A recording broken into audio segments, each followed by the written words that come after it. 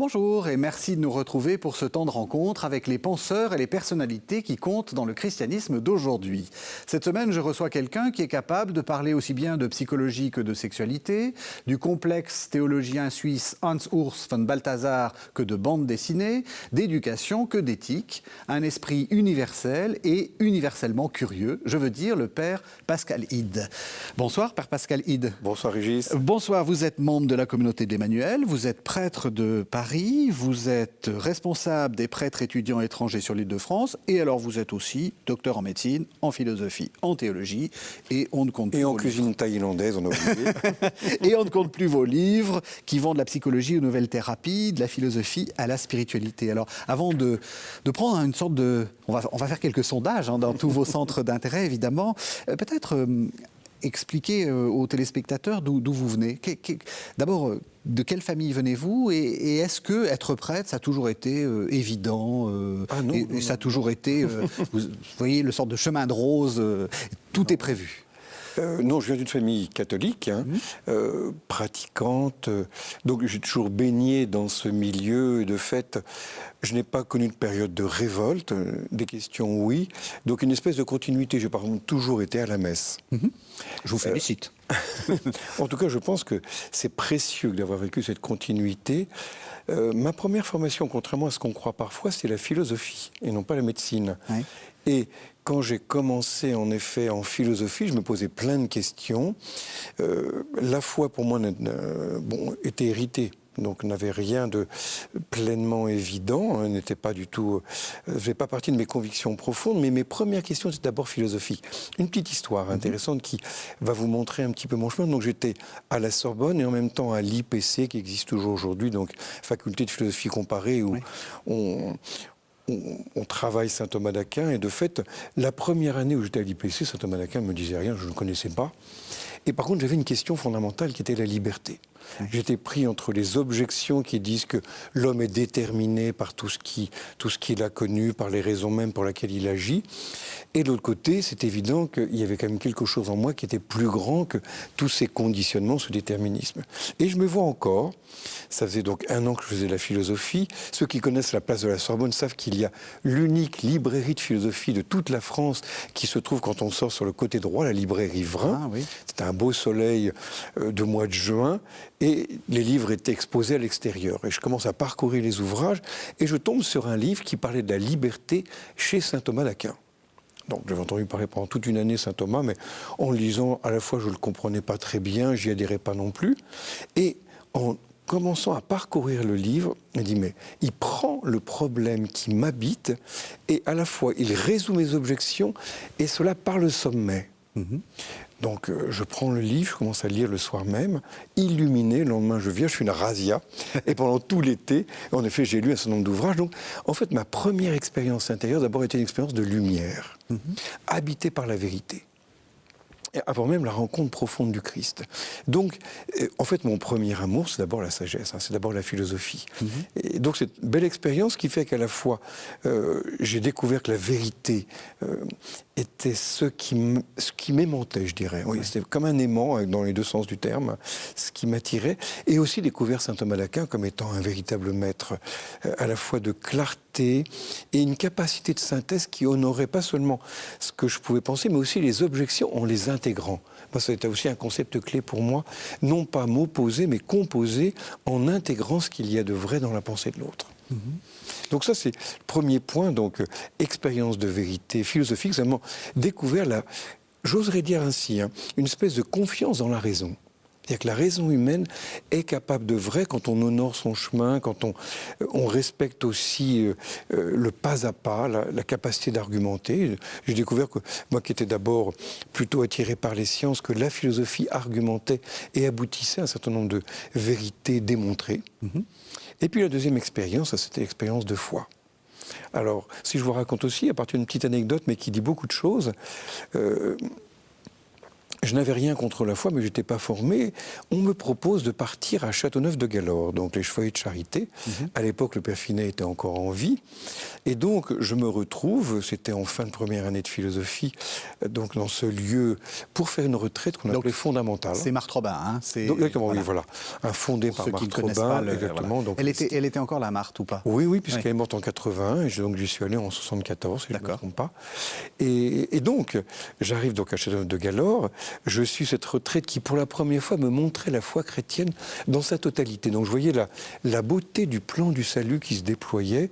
Donc, pas seulement ces espèces de lucarnes un peu fragmentantes qu'on a lorsqu'on va à la messe. Donc je découvre cela, et le père Finet disait, bon, c'est bien ce que je vous dis, mais le plus important, c'est de prier. Ma prière, je ne sais pas ce que c'était, mais il disait, allez dans la chapelle. Et donc, c'était ce mois de septembre, je me vois encore, je rentre dans cette chapelle qui maintenant est plutôt réservée aux membres du foyer. Et donc, je rentre dans la chapelle en me disant, je vais faire un petit tour pour voir à quoi ressemble la chapelle. Donc, je me disais, j'irai pour 3 minutes. J'y ai passé 3 quarts d'heure. Je ne sais pas vous dire ce qui s'y est passé, mais ce que je sais, c'est qu'en sortant, ce qui était pour moi une opinion est devenu une certitude. Et grâce à Dieu, donc ça fait presque 50 ans, je n'ai jamais douté. Je dis bien grâce à Dieu, c'est une grâce de Dieu. Pourquoi est-ce que Dieu est venu me rencontrer à ce moment-là? Je ne sais pas. Certes, mon cœur était préparé puisque je demandais, mais certainement pas. Je ne pouvais pas exiger de Dieu qui se donne à moi. En tout cas, cette grâce immense qui s'est prolongée par la prière, par le goût de la parole de Dieu. Et c'est seulement après que la question du sacerdoce est venue, donc, qui fait que cette foi est vraiment devenue le cœur de ma vie. C'est une illumination intérieure, tout ce qu'on m'a raconté est vrai, ou c'est autre chose? C'est de l'ordre d'une autre... Non, je dirais pas. Sinon, je pense que si c'était à la Claudel, oui. Je pense que je m'en souviendrais. D'abord, j'étais pas... Je pense que c'est plutôt une foi héritée qui est devenue une foi appropriée. Et désormais, ce qui était pour moi une opinion est vraiment devenu une certitude qui éclairait ma vie. Parce que ce n'était pas seulement, bien sûr, une certitude comme une lumière, mais aussi une espèce de... oui, vraiment de vie. C'est-à-dire que le Christ était celui que je priais, que je rencontrais... Oui, et quotidiennement. De fait, la prière a commencé à devenir une bonne habitude quotidienne. Puis la messe aussi, d'ailleurs, de ce fait-là. J'ai commencé à aller à la messe tous les jours. D'accord. Vous n'êtes pas prêt d'être prêtre à ce moment-là? Non. Non, de fait, parce que oui, j'ai fini la philo après 3 ans. Moi, j'ai fait la licence de philosophie à la Sorbonne. Et... c'est vrai que, comme vous avez dit au début, je ne suis pas du tout un esprit universel, mais en tout cas, curieux de tout, ça c'est sûr. Et c'est clair que là, je n'avais pas fait le tour de la philosophie, mais j'avais envie de faire autre chose. En fait, mes premiers amours, certes, c'est la philosophie, mais ça a toujours été aussi les sciences. Je me souviens du premier livre qui m'a marqué, que j'ai trouvé dans la bibliothèque de mon grand-père. Les spécialistes de sciences verront bien ce que c'est. C'est un certain Gamow, qui est un de ceux qui a confirmé la théorie du Big Bang, qui avait écrit un petit livre qui s'appelait 1, 2, 3 à l'infini, qui initie à la fois aux mathématiques et à la physique. Et j'étais tombé dessus quand j'avais 8-10 ans. J'avais commencé à le lire, puis je m'étais arrêté jusqu'à ce que je ne comprenne pas. Donc j'avais lu, je ne sais pas, 20-30 pages, puis je l'avais repris, j'étais allé plus loin, et puis finalement j'avais tout lu. Et donc j'avais vraiment un amour pour les sciences et pour les mathématiques. Pour vous dire, au bac en philo, j'ai eu 7 sur 20, donc j'étais vraiment pas bon. Par contre, en sciences, j'ai eu des très bonnes notes. Et donc, m'habitait encore ce désir d'élargir. Et je me suis dit, mais qu'est-ce qui va permettre de pouvoir répondre chanter en moi ce que les Anglais appellent les 3 H. The head, the hand and the heart. Donc à la fois le côté intellectuel, le côté relationnel et le cœur, c'est-à-dire tout le côté... affectif. Non, c'est plutôt l'aspect technique et tout l'aspect relationnel. Et je me dis, mais la meilleure discipline... Parce qu'au début, c'était les mathématiques qui m'intéressaient. Je me dis, mais non. La médecine, c'est tout.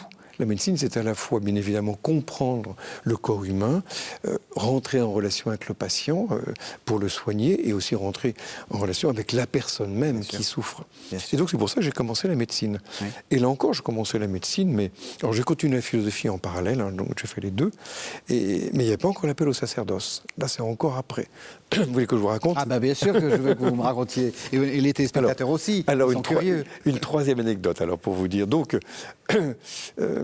donc je commence la médecine en désirant vraiment être médecin, tout en... C'est intéressant aussi du point de vue de l'expérience.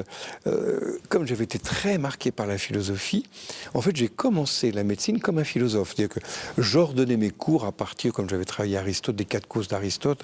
Et donc je mettais beaucoup d'ordre philosophique jusqu'au jour où j'ai fait une espèce de conversion médicale et que j'ai découvert que la démarche médicale diagnostic remède est vraiment une démarche particulière. Et donc là j'ai commencé à vraiment devenir médecin. Alors, quand je suis commencé à devenir médecin, il y avait déjà un début d'appel au sacerdoce. J'étais retourné à Châteauneuf. À l'époque aussi, il y avait encore Marthe Robin qui était là. Et sans la rencontrer, j'avais seulement déposé mon désir. Et je sais qu'elle priait notamment pour les futurs séminaristes ou les futurs prêtres. Et donc là, ce désir était venu. J'avais aussi commencé à rencontrer la communauté de l'Emmanuel et je cheminais dans une maisonnée de futurs prêtres. Mais un bon conseil m'a été donné, c'est de continuer la médecine. Que tu aies au moins un métier entre les mains, que tu découvres un petit peu. Puis quelque part, on disait, voilà, tu es un petit peu hors sol avec ta philosophie, la médecine va t'incarner. Et je crois que c'était en effet un bon conseil. Et le conseil était même tellement bon que quand j'ai terminé ma médecine, je me disais, mais finalement, pourquoi ne pas rester dans le monde? En plus, j'aimais quelqu'un. Et étant accompagné spirituellement, il y avait donc cette espèce de, pas de déchirement, mais ce vrai questionnement intérieur.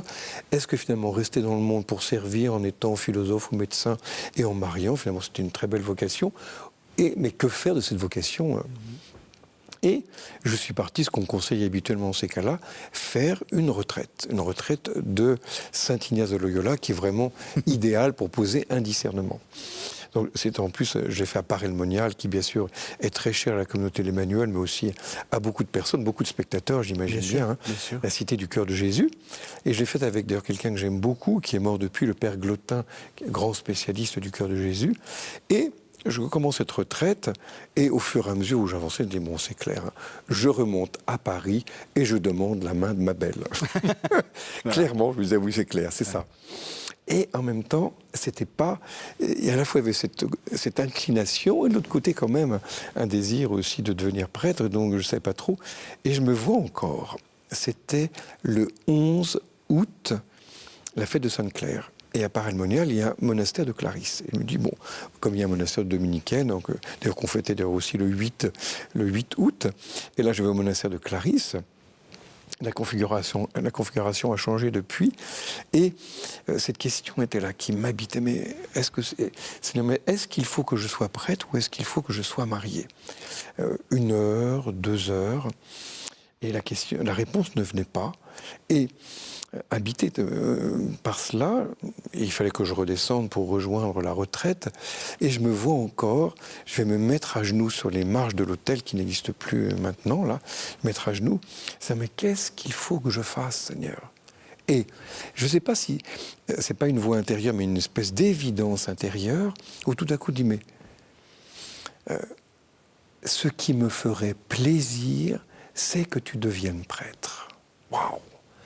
Donc, c'est-à-dire que c'était pas qu'est-ce qu'il faut, c'est ça. Mais ce qui me ferait plaisir. Alors là, quand je ressens intérieurement cette question, mais bien sûr, Seigneur, mais bien sûr que je te dis oui. Et je suis redescendu, parce que les Clarisses, un petit peu en hauteur jusqu'à l'endroit où il y avait la retraite, mais quasiment en dansant, quoi, une espèce de jubilation intérieure.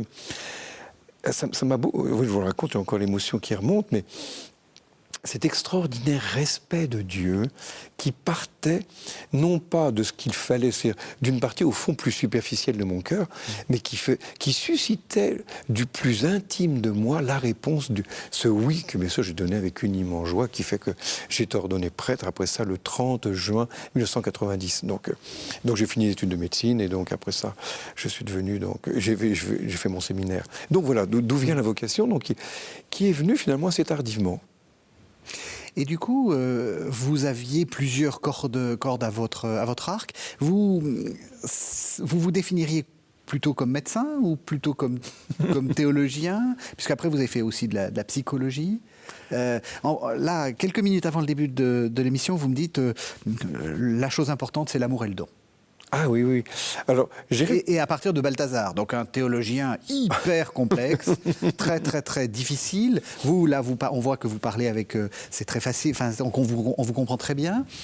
Pourquoi Balthazar sur l'amour et le don? Alors, vous dites me définir, je pense pas que je me définirais, et que le bon Dieu qui peut nous définir. Oui. Je pense, j'aime bien vous savez, j'aime bien l'imaginaire aussi, on parlera peut-être un petit peu tout à l'heure. Absolument. Quand on demande à Lent Silverbarb, tous les spécialistes de Tolkien, Seigneur des Anneaux, de qui je veux parler, on demande, mais quel est votre nom? Il dit, mais à Rome, si je devais dire mon nom, je mettrais une demi-heure. Et de fait, et c'est vrai parce que ça nous dit, non, je pense que mes premiers sons d'intérêt, et je pense que c'était à la suite d'Aristote et de saint Thomas, c'était d'abord la logique, la méthode. Parce que de fait, ils m'ont vraiment outillé. Ils ont fait de ce qui était un pauvre muscle grêle quelque chose qui a vraiment commencé à fonctionner.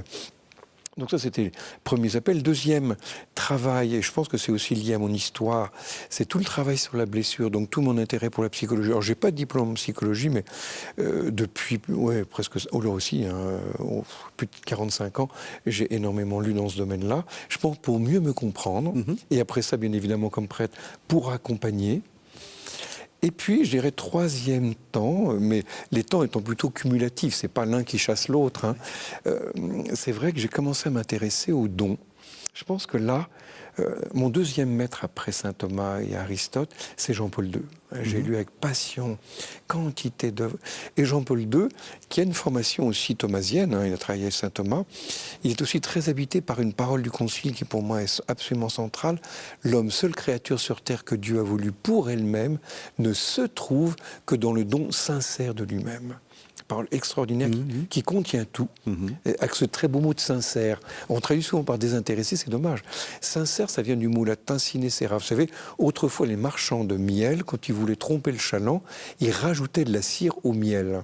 Et quand ils étaient honnêtes, leur miel était sans cire, sinecera, autrement dit sincère. Donc un don sincère, c'est un don qui est donné à l'autre sans être mélangé de soi. Donc j'étais habité par Jean-Paul II, du coup j'ai commencé à travailler cette question du don et de l'amour. D'abord du don en fait, longtemps, et puis m'est venue l'idée de me dire, tiens, quand je suis parti à Rome, j'ai un peu de temps, j'aimerais faire une thèse avec quelqu'un qui est totalement différent de ce que je connais.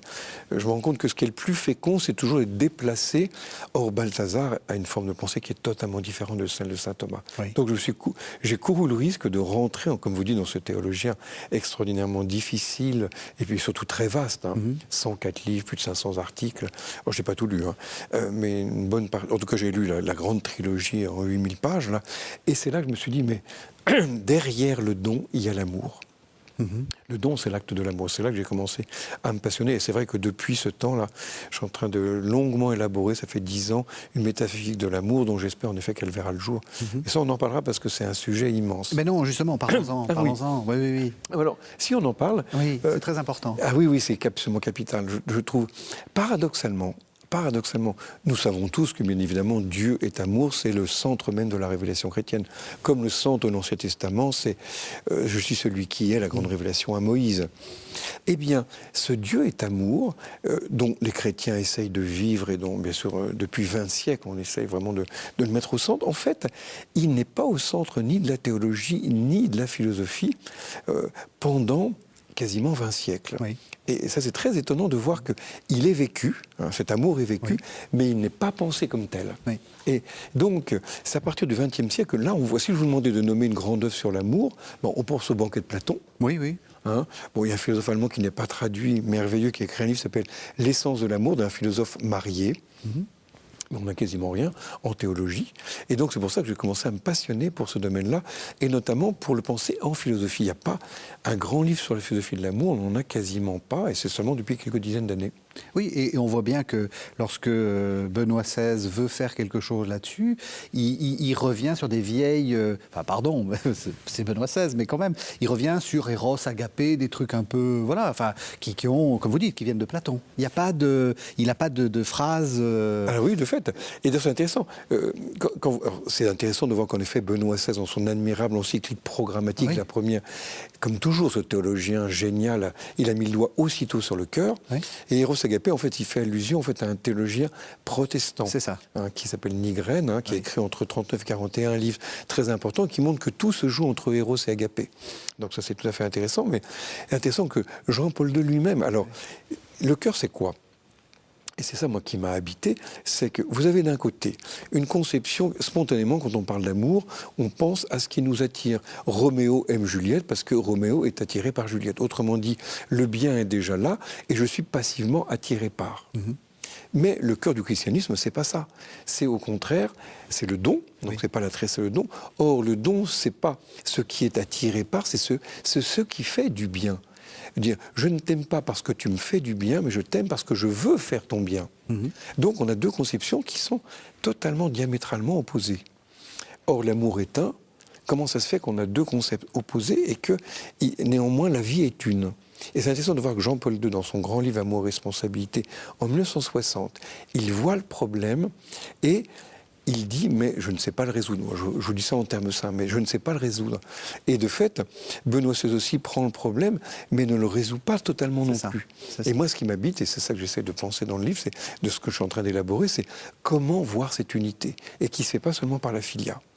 Et donc ça, c'est quelque chose, dans ma vie, d'extraordinairement riche, et qui est pour nous aujourd'hui, en plus, un lieu qui n'est pas seulement un lieu qui parle aux chrétiens, qui parle aux non-chrétiens, qui permet de faire dialoguer l'Orient et l'Occident. Et ça, c'est aussi pour moi quelque chose de tout à fait intéressant, qui permet, non pas ce que l'on vit depuis 4 siècles en philosophie, de penser l'homme, alors parfois en relation avec Dieu, le plus souvent malheureusement sans Dieu comme autonomie, mais surtout un homme qui est détaché de la nature. Et moi, si je me suis passionné par la nature depuis tellement longtemps, je vous parlais des sciences, c'est que je pense que l'amour est au cœur de la nature. Je vais vous donner un exemple. Oui. Depuis 1 siècle et demi, nous sommes très marqués en biologie par Charles Darwin, L'évolution des espèces, un livre qui est sorti en 1859. Et le concept qui est au cœur donc, de celui qui a montré que les espèces évoluent, et ce qui est vrai, c'est la lutte entre elles. Donc au fond, il estime qu'il y a d'abord de l'agressivité dans la nature. Or, de plus en plus aujourd'hui, on sait que dans la nature, il y a d'abord de la gratuité. Allez m'expliquer la queue d'un paon.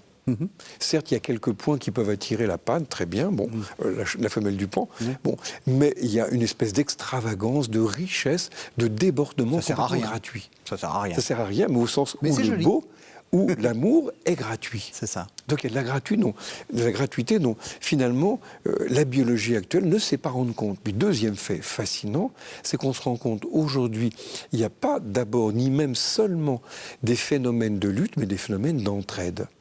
Et on voit que les animaux comme les végétaux viennent ensemble vivre ce qu'on appelle des symbioses pour au contraire céder, et même parfois la gratuité. Le singe, par exemple, qui est complètement hydrophobe, il n'aime pas l'eau. On a un certain nombre d'exemples où les singes, non seulement vont se jeter dans l'eau pour sauver d'autres singes de la même espèce, mais même pour sauver des hommes, donc des êtres d'une autre espèce. Donc c'est extraordinairement documenté aujourd'hui, ce qu'on appelle les comportements prosociaux, d'amorisation, comme disait Teilhard de Chardin, qui traversent la nature. Donc l'amour est une réalité qui est absolument transverse, qui va donc de la nature jusqu'à l'homme, et bien évidemment en Dieu, ou la Trinité qu'on fête, j'allais dire hier, mais qu'on fête dans la liturgie, qui est bien évidemment une circulation d'amour. Mais avec bien sûr une différence étagée. Il va de soi que ça ne se vit pas de la même manière. C'est-à-dire, ce que la nature ébauche, Dieu ultimement l'accomplit et l'homme le vit. Et justement, est-ce que l'une des clés, c'est pas cette sorte de séparation qu'on a entre l'homme et la nature ? Enfin, on voit très bien, il y a des philosophes qui ont pensé ça, hein, ça se met en musique, si j'ose dire, au XVIIe siècle, hein, oui. Alors que vous le montrez justement, il y a une sorte de continuité. Et nous, en ayant fondé ce concept de nature, nous l'utilisons, j'allais dire, de façon utilitariste, c'est-à-dire en disant c'est utile pour nous, et le but n'est pas uniquement ces rapports d'utilité, de compétition, etc. Ah oui, ça c'est clair. Hein. D'ailleurs, l'expression livre de la nature, elle n'est pas grecque, elle est chrétienne. Donc, il y a le livre de la Bible dans lequel, bien évidemment, Dieu se révèle lui-même, mais il ébauche quelque chose de sa révélation quand je regarde la nature. Oui. Je suis venu, il y avait un temps merveilleux, et c'est intéressant, même ça, le simple fait de lever les yeux. Moi, quand je sors, j'ai pris l'habitude de lever les yeux, et je vois bien qu'en même temps que mon corps corps s'élève, mon âme s'élève. Et c'est pas par hasard si notre Père qui est aux cieux, dit le ciel même est un lieu qui fait penser à Dieu, qui symbolise Dieu. Donc c'est vrai que on croit souvent, c'est un fameux article qui est paru dans une revue très célèbre dans le monde scientifique, qui s'appelle Nature, en 1973, un certain Lynn White Jr., qui a dit que la crise écologique est due à la fameuse parole de Genèse « Soumettez la terre ». Et donc depuis 1973, en effet, on fait de la Bible, la tradition chrétienne, le grand méchant, hein, qui établit une rupture. D'abord, on n'a pas lu l'article attentivement, parce que quand on lit intégralement, à la fin, lui-même, c'est un spécialiste d'histoire du Moyen-Âge, il dit, mais on aurait besoin de nouveau François d'Assise. Donc lui-même honore bien qu'il y a une pensée écologique dans l'histoire chrétienne, et c'est intéressant de voir que lui-même ne prend que ce verset.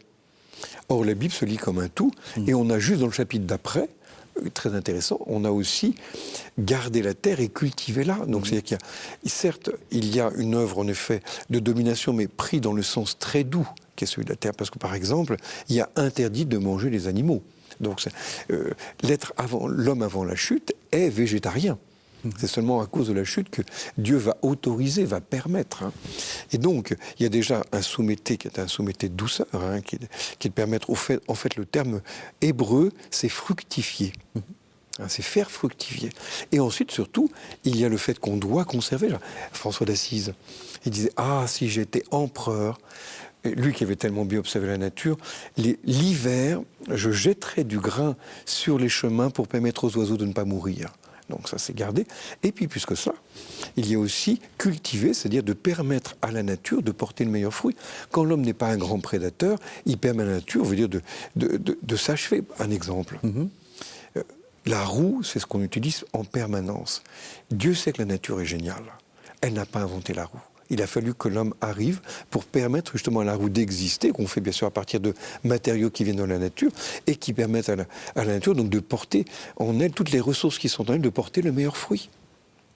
Mais c'est vrai que là-dessus, on a quand même 4 siècles sur lesquels la fameuse parole de Descartes dans la 6e partie du discours de la méthode, hein, nous sommes comme maîtres et possesseurs de la nature, qui malheureusement, croisés avec la société d'hyperconsommation, fait qu'en effet, on manque véritablement de gratitude. Alors que dans le catéchisme de l'Église catholique, il est bien dit que certes, nous avons le droit d'avoir un rapport d'utilité, mais aussi de reconnaître que la nature elle-même et d'avoir une relation gratuite à la nature, pas seulement d'utilité, mais une relation aussi de gratuité, parce qu'elle vaut par elle-même ce qu'on appelle en éthique écologique une valeur intrinsèque.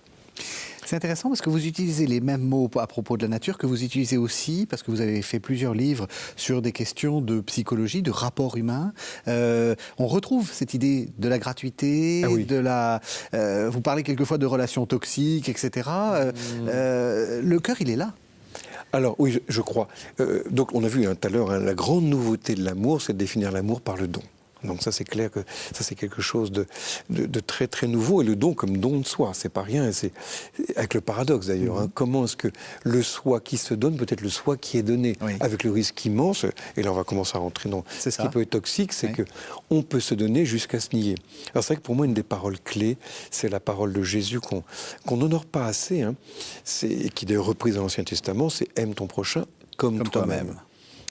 Et je rêverais, vous voyez, si on va rêver s'il fallait réécrire le catéchisme de l'Église catholique, qu'au lieu d'avoir simplement les 2 battants, amour de Dieu, amour du prochain, qu'il y ait un petit moment d'amour de soi. Alors, qu'on comprenne bien. Là, je me permets de prendre un peu de distance par rapport à mon maître Thomas.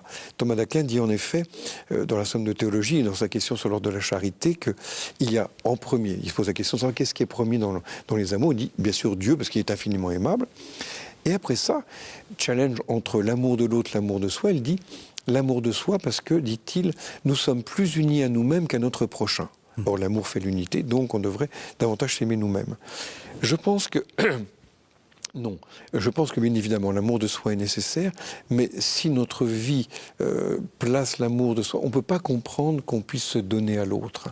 Et donc je pense qu'en effet, l'amour de l'autre est premier quant à la visée, mais par contre l'amour de soi est premier quant à la condition. Comment est-ce que vous voulez être aimé par quelqu'un qui se hait ? Il va projeter sur l'autre ce qu'il n'aime pas en lui-même. Et donc, l'amour de soi est la condition. En plus, cela permet de recevoir... Moi, j'aime bien poser la question. Régis, je vous pose la question. Allez-y. Une maman oiseau a 5 petits oisillons et actuellement, nous sommes dans le désert. Elle va trouver seulement un asticot. Qu'est-ce qu'elle va faire avec cet asticot alors qu'elle a 5 oisillons? Qu'est-ce que vous répondriez?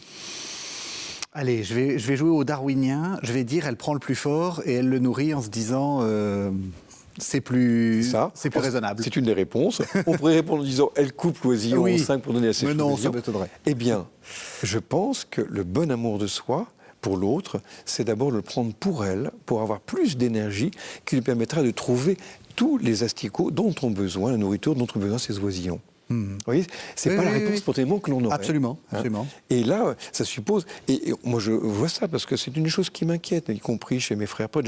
En travaillant sur la question du burn-out, cette fameuse épuisement émotionnel qui est quand même tellement important. Il y a plus de 15 000 articles qui ont été écrits dessus. Et j'ai bien vu combien cela touche, même si on a peu d'études actuellement en milieu français, mais ça touche les agents pastoraux, les prêtres, les religieux... Oui. On sait que ça existe aussi, on parle du burn-out des mères de famille. Et or, souvent, et ça c'est un des points clés pour moi, c'est de comprendre que, et c'est la parole même que je citais à l'heure du Concile Vatican II, et que j'ai reprise à Saint Bernard de Clairvaux. Il donne une très belle image. Il dit, il y a 2 manières de voir le don. Soit comme un canal, soit comme une vasque. Comme un canal, je reçois, je donne. Mais si je fais ça, et Saint Bernard parle, et intéressant, dans une lettre à un de ses frères des bénédictins qui est venu pape, et dit « Fais bien attention, toi comme pape, que ce que Dieu te donne pour toi, de ne pas le donner aux autres. » Qu'est-ce qu'il veut dire par là? On prend un exemple concret. Si vous commencez à amputer votre temps de sommeil, vous allez petit à petit, sans vous en rendre compte, vous épuiser. Aujourd'hui, vous savez que le jeune, depuis une vingtaine d'années, apprend, et c'est notamment lié aux réseaux sociaux, 1 heure de sommeil en moins. Exactement. Et les effets sont considérables. Oui. Atrophie cérébrale des zones qui concernent l'attention et la mémoire. Donc quand on commence à amputer son temps de sommeil, les 2 choses à ne pas changer par rapport au sommeil, c'est la durée et aussi le rythme, se coucher à 1 heure régulière. Et donc là, un conseil extraordinaire que donne Saint Bernard qui montre bien que l'amour de soi est fait pour l'autre. Donc là, si tu fais pas ça, tu te transformes en canal. Il dit non. Le bon modèle, c'est la vasque, la conquoi, comme il dit. C'est que accepte d'être rempli et par débordement de donner à l'autre. Donc là, on voit bien, l'amour de soi, c'est pas le but. On voit bien que le narcissisme ambiant, tous les paramètres narcissiques sont en hausse depuis 70 ans. Les incivilités, malheureusement, on en est témoin tous les jours, voire parfois nous-mêmes, on y participe. Donc ça, vrai aussi. malheureusement, oui, c'est pas triste. On est traversé par notre société. Mais donc, qu'est-ce que c'est plein de bon sens? Ce que je reçois, d'abord, je l'accueille pour moi-même, donc suffisamment m'estimer moi-même, pour après ça être donné par surabondance. Et c'est clair que toutes les personnes que j'ai pu rencontrer qui ont fait un burn-out ont du mal à recevoir, du mal humblement à dépendre de quelqu'un d'autre, à s'écouter eux-mêmes. Moi, pour mes confrères prêtres, en plus on est des hommes, donc on a plus de mal à ressentir les choses, donc à éprouver quand nous-mêmes on a cette espèce de tristesse. Un autre point important qui fait aussi qu'il y a un déficit de réception, parfois l'espèce d'amertume. Moi, je pense récemment à un de mes frères prêtres que j'aime beaucoup, je le croise, qui malheureusement fait un burn-out. Je lui dis, mais est-ce que tu ressens de l'amertume en toi? Puis il a eu cette honnêteté, il dit, oh, ça fait des mois. Il dit, sache bien qu'il n'y a pas de burn-out sans, en général, une espèce de ressentiment. Parce que le ressentiment, c'est quoi? C'est un sentiment complexe. Il y a à la fois de la tristesse, mais il y a aussi une espèce de colère qui se nie elle-même parce qu'elle est à bas bruit. Ce que Saint Benoît appelle la murmuratio, l'espèce de murmure. Or ça vous ronge le cœur. La rancœur, c'est le cœur ranci. Et donc le ressentiment fait que vous avez l'impression que vous ne recevez pas la mesure de ce que vous donnez, et du coup vous donnez encore davantage, et donc vous épuisez encore plus.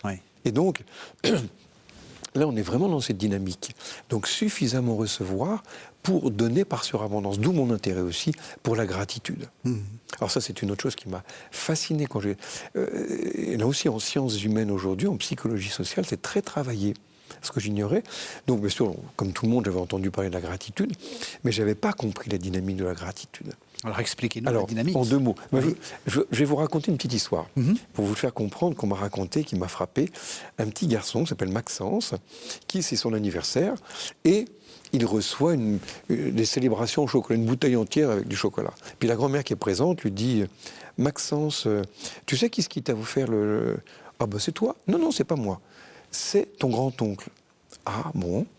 Et tu sais ce qu'il a fait ton grand-oncle ? » Non. Bah, tu sais qu'il est sorti, il a cherché, il a trouvé un confiseur, puis il a dit « Ah, ça ferait vraiment plaisir à Maxence. » Maxence écoute de plus en plus. Puis la grand-mère, très pédagogue, continue en disant « Mais tu sais pourquoi il a fait ça ?»« Oh non, mais parce qu'il t'aime. Et là, Maxence, ensoleillé, qui commençait, donne à ses petits cousins qui étaient là, mais surtout quand il rentre le soir, il dit à papa « Papa, je voudrais téléphoner à mon grand-oncle. » Donc extraordinaire, parce que là, vous avez toute la dynamique de la gratitude. Vous avez donc d'abord la reconnaissance d'un don. Oui. Et d'un don gratuit. Hein, si c'est dû, c'est évident que plus c'est dû et plus le cœur se resserre. Oui. Donc, prendre conscience, ben non, hein, dans un couple c'est tellement important, ben non, c'est pas dû de préparer le repas tous les jours, non. Donc, déjà reconnaître la gratuité. Deuxièmement, ça c'est très important, et c'est ce qu'on oublie souvent, c'est ressentir. C'est-à-dire, nous chrétiens en plus c'est facile, hein, derrière le don, voir un donateur et derrière la main du donateur, voir un cœur qui aime. Qu'est-ce que c'est touchant. Moi, oui, quand je vois le ciel, je dis, mais merci mon Dieu.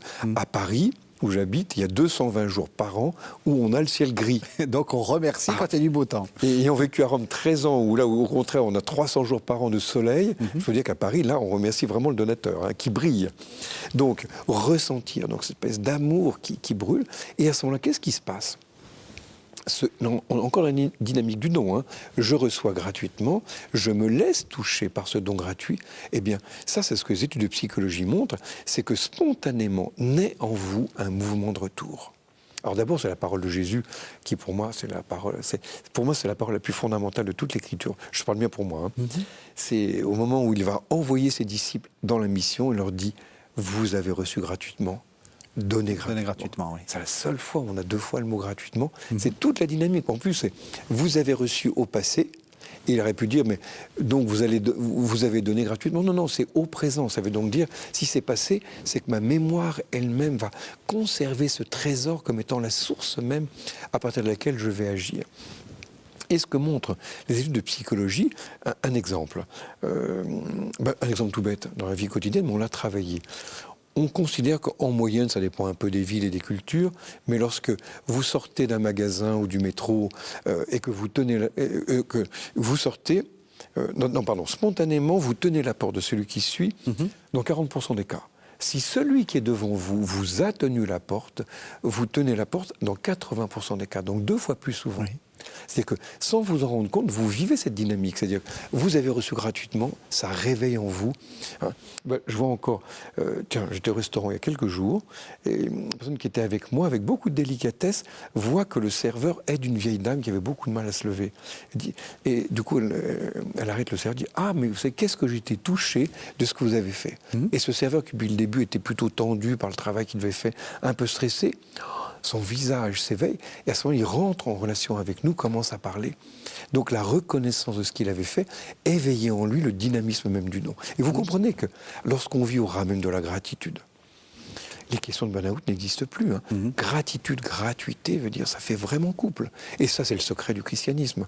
Parce que ce que je vous décris là au plan humain, qu'on voit s'ébaucher dans la nature, mais c'est le mouvement même des personnes trinitaires. Le Père qui donne tout, le Père donne tout au Fils, hein. Il donne son existence, sa nature, ses propriétés, la capacité de spirer l'Esprit Saint. Hein. Et le Fils, qu'est-ce qu'il fait ? Il reçoit. Hein. On voit souvent le Fils comme celui qui reçoit, mais comme dit le prologue de Saint Jean, hein, il est tout tourné vers le Père. Donc le Fils, ça c'est du Balthazar, hein, c'est une Eucharistie éternelle. Il fait retourner. Alors on dit, mais où est l'Esprit Saint ? Alors ça, j'ai mis du temps parce que j'étais très marqué par la Trinité de Roublev pendant des années. C'est cette fameuse icône, hein, qu'on trouve un peu partout. Voilà, où on voit 3 personnes tapez sur Internet. En effet, il a mis 20 ans, on sait bien, et qui est profondément inspiré. Hein. C'est totalement inépuisable. Hein. Eh bien pourtant, là maintenant, je suis plus dérangé de le représenter de la même manière, parce que plus j'avance et plus je pense, j'ai fait un MOOC sur l'Esprit Saint d'ailleurs là-dessus, et plus je pense que l'Esprit Saint, c'est celui qui permet cette communication. C'est-à-dire, pardonnez-moi d'être un tout, je pense à un mot de Claudel qui dit que Dieu, il utilise ce néologisme, il parle de donnable. Dieu est celui qui est intégralement donnable. Moi quand je me donne, là, on parle, je vous donne des idées, des paroles. Le papa, quand il donne la vie, donne une partie de son être qui est la semence, mais on n'est pas intégralement Vous ne donnez pas donnable. tout. Oui, bien sûr. L'être de Dieu le plus profondément, c'est d'être totalement donnable, mais pas seulement. C'est intégralement recevable aussi. Parce qu'une chose est de donner, autre chose est de recevoir. Hein. Il y a des fois où, non, je ne veux pas dépendre. Et il faut Vous voyez, c'est des vertus. Hein. La charité du Père rejoint l'humilité du Fils. Mais l'humilité du Fils se transforme en gratitude par laquelle il redonne tout au Père, qui lui-même, ce qu'on oublie souvent, est suffisamment vulnérable pour recevoir. Ça, c'est les 4 vertus du don. La générosité, la charité, vous voyez, l'humilité, la gratitude et cette vulnérabilité. Et l'Esprit Saint, c'est ce mouvement qui va du plus intime du Père au plus intime du Fils pour le faire retourner. C'est pour ça que l'Esprit Saint est donné à la croix. Là encore, c'est du Balthazar. Hein. Il a tellement bien vu que c'est le signe des signes chez Saint Jean. Hein. Et comment ça se fait qu'au moment même où Jésus meurt, donc on sait bien, dans les 4 évangiles, il est bien dit qu'il expire, et le mot même, ça indique la présence de l'Esprit. Et au moment même, il y a la lance qui traverse le côté de Jésus, et ça, le père Glotin, dont je parlais tout à l'heure, a tellement bien vu ça. Le signe, ce que Origène aussi, qui est un père de l'Église du IIIe siècle, disait, le signe, c'est qu'au moment même où le cœur est ouvert, il y a l'eau et le sang. C'est extraordinaire ça, parce que ça veut dire qu'au moment où la mort est totale, avérée, la vie jaillit.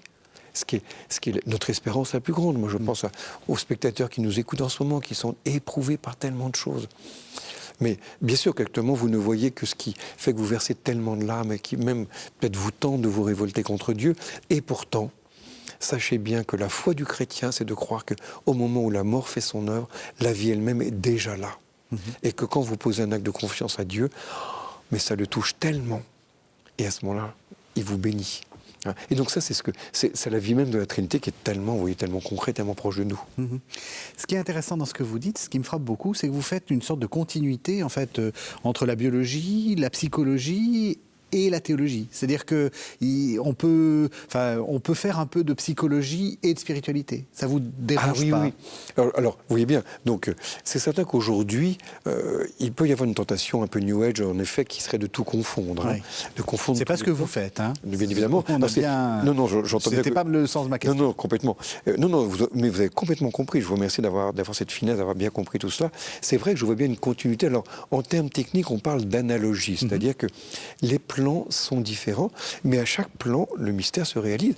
Moi, je vais vous dire, quand je contemple une cellule, j'aime bien beaucoup les travaux d'Henrion Caude, hein, elle montre bien que, oui, quand vous avez une cellule, c'est toujours constitué d'un noyau, ce qu'on appelle un cytoplasme, et d'une membrane.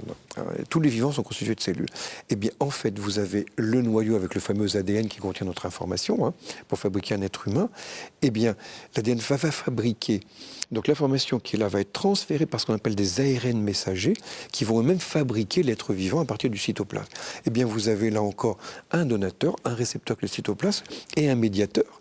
Et là, vous voyez, c'est comme la Trinité, je dis bien comme, donc cette structure, donc autrement dit, la Trinité, elle n'est pas seulement au ciel, elle est présente. Ce que nos frères orthodoxes ont tellement bien vu, ce que nous disons, mais on ne réalise pas ce qu'on dit, dans chaque Eucharistie, le ciel et la terre sont remplis de ta gloire. Pas au-dessus, c'est rempli. Est-ce que je vois cette gloire même de trinitaire? Il y a une très belle parole de Benoît XVI, je crois que c'est dans Caritas in Veritate, il dit « l'être est communion ». Et la communion, c'est trinitaire. Donc oui, et oui, on a parlé du nouvel âge. Aujourd'hui, on le critique beaucoup. D'abord, c'est vraiment un nom de dire le New Age, d'exclusion. Oui, voilà. Alors que personne ne s'appelle New Age, je veux dire, c'est une espèce de nébuleuse. Moi, j'ose dire qu'il y a des choses passionnantes dans le New Age, y compris la notion d'énergie, y compris. Alors, bien évidemment, le grand risque dans le New Age, c'est cette espèce de monisme, c'est-à-dire de penser que tout est un et ultimement que moi-même, je suis une parcelle de la divine essence, et donc de croire que une sorte de sentiment océanique. Exactement. Voilà, alors que d'abord, rappelons-nous une parole extraordinaire de saint Augustin, dans les Confessions, quand il dit « Dieu est plus intime à moi-même que moi-même, et Dieu est supérieur au sommet de mon âme. Hein, c'est une très belle formule. Eh bien, ça permet de totalement honorer la part de vérité qu'il y a dans ces pensées monistes, à savoir que c'est vrai que, et toute l'école carmélitaine le dit très bien, hein, il y a bien sûr un centre en moi que le cœur, mais au cœur de mon cœur, il y a Dieu. Absolument. Donc ça, c'est ce qu'il voit et que nous avons tendance à oublier. Par contre, ce qu'il ne voit pas et que nous voyons tellement bien, c'est que Dieu est transcendant, c'est le sommet du sommet de mon âme. Donc, il y a bien une part de vérité. Moi, j'ose dire, on voit souvent le New Age comme une espèce de gnose. Je pense que c'est plutôt un néo-stoïcisme. Alors, c'est un peu compliqué.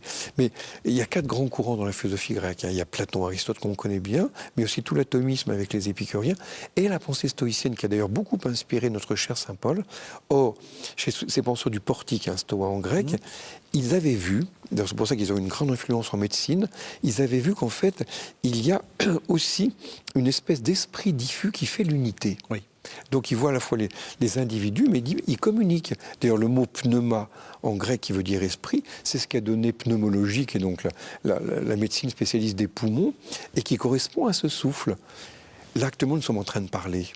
Bien évidemment, nous sommes distincts l'un de l'autre, mais il y a quelque chose qui circule entre nous. Absolument. Cette parole est portée par un souffle. Au point et je vous écoute et je comprends et je réagis. Exactement, et cette parole donc qui on crée un univers, un tiers. Voilà. Exactement, vous avez tout à fait compris. Et ce tiers, c'est ce souffle, c'est cet esprit, ce tiers médiateur.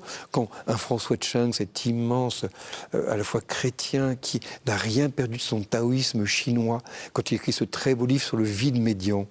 Et au fond, pour lui, le vide médian, donc médian, médiateur entre nous deux, c'est ce qui va permettre de faire germer le qi en chinois, en mandarin, qui signifie le souffle-esprit.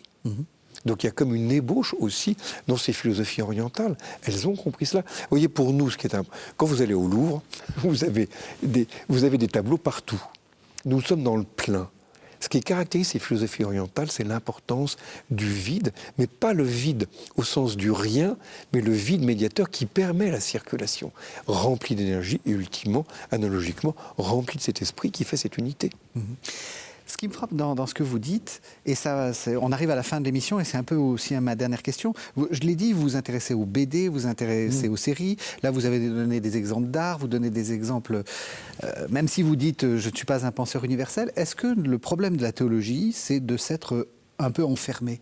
Vous, ce que vous montrez, c'est que tout est intéressant. Tout est théologique. Enfin, alors, je ne sais pas si c'est des théologoumènes ou des théolos, je sais pas quoi, mais tout peut être objet de théologie. Alors je dirais plutôt, moi, je pense que le triangle qu'on appelle les ontologies régionales, peu importe, Dieu, homme, nature, qu'on a chez un grand penseur Rosenzweig qui est tellement important, je pense que les 3 circulent. Donc je dirais que tout est théologie ou anthropologie ou cosmologie.